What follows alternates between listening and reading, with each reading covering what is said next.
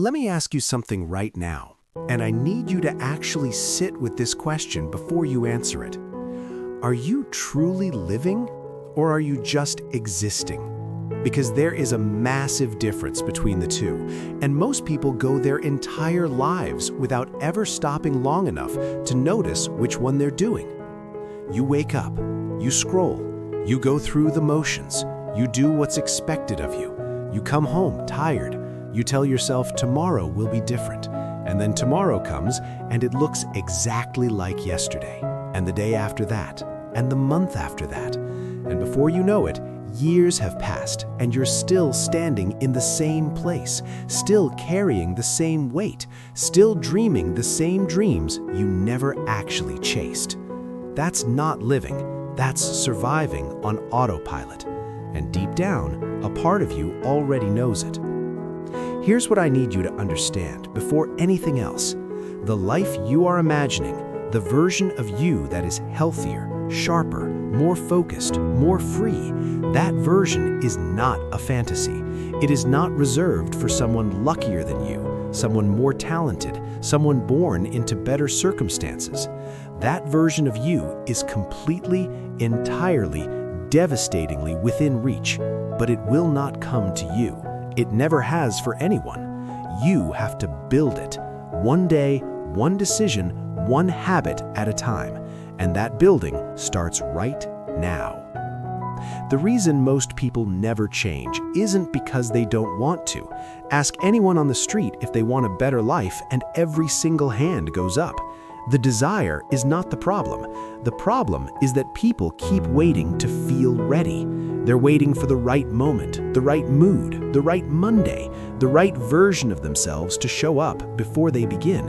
And that wait becomes their whole life. Because the truth is brutal and it is beautiful at the same time. You will never feel completely ready. Readiness is not a feeling. Readiness is a decision. And the only people who ever actually change are the ones who decide to begin before they feel prepared. Think about the last time you told yourself things were going to be different. Maybe it was the start of a new year. Maybe it was after a painful moment, a health scare, a relationship falling apart, a look in the mirror that made you uncomfortable. You felt that fire, you meant it, and then a few weeks later, the fire faded, and you were right back where you started. That's not weakness, that's not failure. That is what happens when people try to run their entire transformation on motivation alone. And motivation is one of the most unreliable fuels in the universe. Motivation comes and goes. It is emotional. It is temporary. It responds to how much sleep you got, what kind of day you had, what the weather is, what somebody said to you in passing. Building your life on motivation is like building a house on sand. It looks solid until the first real storm rolls in. What you need instead is something that works regardless of how you feel, something that operates even on the days when you feel nothing. That something is a habit so deeply embedded into your daily life that it stops requiring a decision at all. It just happens, the way breathing happens, the way your heart beats without you asking it to. But here is the part that changes everything, the part that most conversations about habits completely miss. Before you can build a new habit, you have to change something far more fundamental. You have to change the way you see yourself. Because every single thing you do or don't do in your daily life flows directly from the story you are telling yourself about who you are. If you see yourself as someone who is lazy, you will find a way to be lazy no matter how motivated you feel in the morning. If you see yourself as someone who is not athletic, your body will find a way to confirm that belief every single time. Your identity is not a reflection of your behavior. Your behavior is a reflection of your identity. Flip the script on who you believe you are, and your habits follow automatically. So start there, right now, before you even finish watching this. Decide who you are becoming and start speaking that person into existence. Stop saying, "I'm trying to get my life together." Say, "I am someone who has their life together." Stop saying, "I want to be disciplined." Say, "I am a disciplined person." It sounds almost too simple to be powerful, and that is exactly why most people skip it. But this is the foundation everything else is built on. Say it before you feel it. Act it before you believe it. Do it long enough, and one day you will wake up and realize you actually became it. Now, let's talk about your morning, because this is where your entire day is either won or lost, and most people are losing it before they even get out of bed. The moment you wake up and reach for your phone, you are handing your mind over to the world before you have had a single chance to set your own intention. You are immediately reacting to news, to notifications, to other people's lives, to drama, to noise, and your brain enters a reactive state that follows you for the rest of the day. You wonder why you feel scattered by noon. You wonder why the day feels like it's controlling you instead of the other way around. This is why. The most powerful human beings on this planet, the ones performing at the highest levels, building the biggest things, showing up with the most energy, they protect their mornings like their life depends on it, because it does. Before the world gets any access to you, give that time to yourself. Move your body. Drink water like your brain needs it, because it does.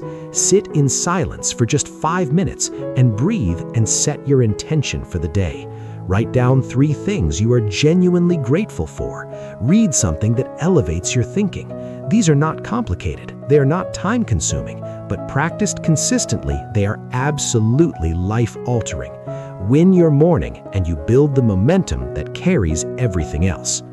And speaking of your body, stop treating it like an afterthought. Stop treating movement like a punishment for eating too much or something you'll get around to when things slow down. Things will not slow down. Life does not slow down. You have to make the decision to move your body the same way you make the decision to eat, to sleep, to breathe, because it is not optional if you want to perform at anything close to your potential. Exercise changes your brain chemistry consistently every single time.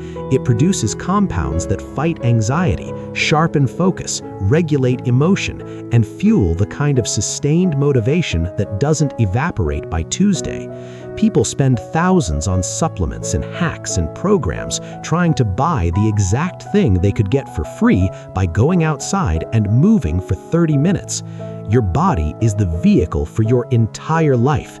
Every relationship, every goal, every dream, every experience you will ever have happens inside that body. Treat it accordingly. Now, here is something nobody wants to hear, but everybody needs to hear.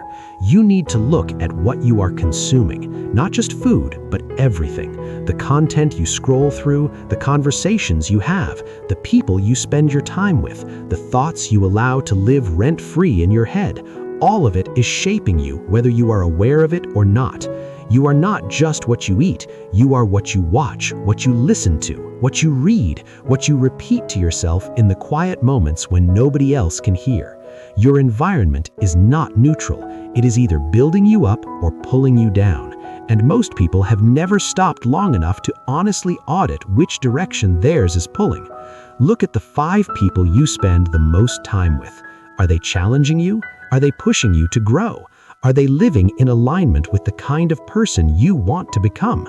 Or are they comfortable in the same patterns, comfortable with the same complaints, comfortable watching years pass without changing? You do not need to abandon anyone who loves you, but you do need to be honest about the influence your environment is having on your trajectory, because you will become the average of what surrounds you, not by accident, but by the slow, invisible, relentless process of osmosis. Design your environment intentionally.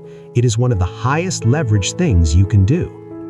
Let's talk about fear, because this is the thing that is actually standing between you and the life you want.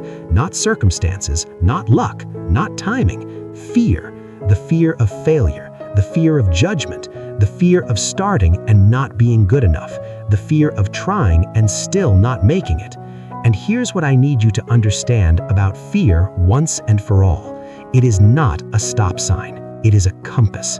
Fear almost always points directly at the thing that matters most to you, the thing that has the most potential to change your life. If it didn't matter, you wouldn't be afraid of it. The fear you feel is not evidence that you cannot do something. It is evidence that you care deeply about doing it, and caring deeply is the starting point of everything great. Every single person you admire, every athlete, every entrepreneur, every human being who built something worth talking about was afraid. They were afraid and they moved anyway. They felt the resistance and they stepped into it instead of away from it. That is not a superhuman quality, that is a human choice. And it is a choice available to you right now, today, in whatever area of your life needs it most. Take the step, have the conversation, start the thing, apply for the opportunity.